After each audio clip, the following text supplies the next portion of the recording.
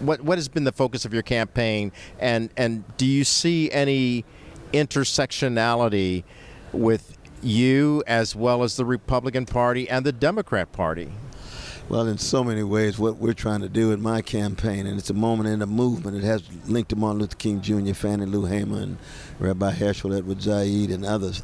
And it's really about the abolition of poverty, abolition of homelessness. It's really about making sure U.S. foreign policy is not enabling genocide, not reinforcing an ethnic cleansing or apartheid-like rule. It's an accent on the moral and the spiritual dimensions of American political life. That's really what we're about, you see. And yes, we know that the two-party system is so narrow, both parties so tied to big money, but we're concerned about America's relation to the world and to make sure that we are in solidarity with poor and working people around the world. What does that say about the fact that Americans should be able to sit down and talk to each other at that table of brotherhood with their differences of opinion and find a way to agree to disagree, but still find a way to live in harmony? And so we got to be able to sustain both a spirit in which we disagree, mediated with respect, and sustain a spirit in which we recognize both of us could be wrong.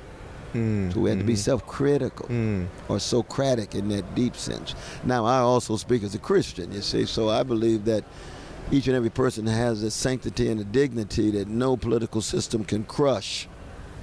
And because of that, I can actually have a deep love of a person who I have deep political disagreements with. So let's go to October 7th then.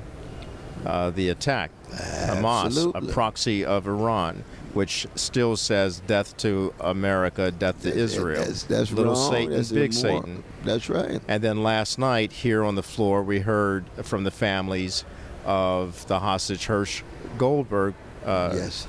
And he is still in captivity, some 11 months now. Yeah, and what we saw on the floor is that when they express that pain, doesn't know any particular side. And the pain of their family, missing their son, and the 109 hostages still missing, as well as on the other side, seeing innocent lives lost because of that attack that initiated that.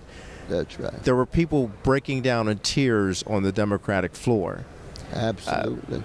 What was your response to that? When I didn't see that moment, but I'm glad to hear it, because we ought to shed tears when any innocent human being is being murdered. Murder is murder.